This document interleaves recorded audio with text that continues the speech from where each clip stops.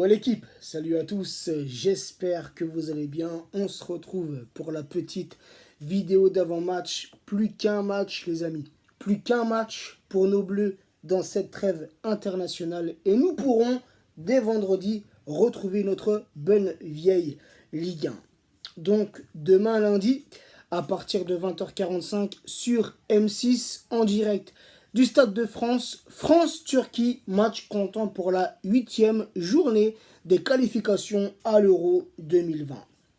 Les deux derniers matchs, toutes compétitions confondues entre ces deux nations, c'est une victoire française, une victoire turque. Et cette victoire des Turcs, les amis, c'était au match aller, le 8-06 2019. Et les Turcs s'étaient imposés 2-0 à domicile. La Turquie, sur leurs 20 derniers matchs, toutes compétitions confondues, c'est un bilan très positif. 11 victoires, 5 nuls pour 4 défaites. Côté français, sur nos 20 derniers matchs, toutes compétitions confondues, 15 victoires, 3 nuls pour 2 défaites. Lors du précédent match, la Turquie recevait l'Albanie, victoire courte des Turcs 1-0. Et l'Islande recevait l'équipe de France, victoire courte pour nos Bleus 0-1. Un petit récapitulatif sur ce groupe H. À la première place, la Turquie avec 18 points, 6 victoires, 0 nul, 1 défaite, 15 buts marqués pour 2 buts encaissés. La Turquie est actuellement la meilleure défense de ce groupe et juste derrière, à égalité de points, c'est deuxième, donc l'équipe de France, avec 18 points, 6 victoires, 0 nul, 1 défaite, 20 buts marqués pour 4 buts encaissés. L'équipe de France est actuellement la meilleure attaque. Donc demain soir, les amis, on assistera à un match entre la meilleure attaque et la meilleure défense de ce groupe. Espérons, les amis, espérons que l'équipe de France s'impose demain soir, car une victoire qualifierait l'équipe de France pour l'Euro. Un match nul, j'en sais rien. J'ai pas fait les calculs et ne pensons pas à la défaite. Mais méfiance, les amis. Méfiance à cette équipe turque. Des Turcs qui vont être nombreux au Stade de France, car il y a une forte communauté turque en France. Donc un Stade de France qui va être partagé entre Français et Turcs.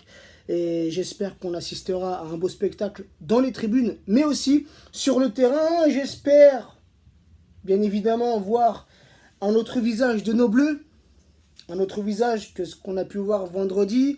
Alors oui, vendredi, la victoire était importante, il fallait absolument s'imposer contre l'Islande pour s'avancer un peu plus dans la qualification, mais dans le jeu en lui-même, c'était assez médiocre, assez ennuyant, et il n'y a pas de langue de bois. Clairement, honnêtement, je me suis fait chier vendredi soir. J'ai eu l'impression, comme je l'ai dit dans mon débrief, d'assister au jeu français comme on l'a vu pendant la Coupe du Monde. Un jeu loin d'être séduisant, mais au bout du compte, il y a une victoire. Non, moi, ce que je veux voir pour demain, les amis, c'est des Français impliqués, des Français concentrés, des Français déterminés à remporter ce match avec l'art et la manière. On veut du beau football.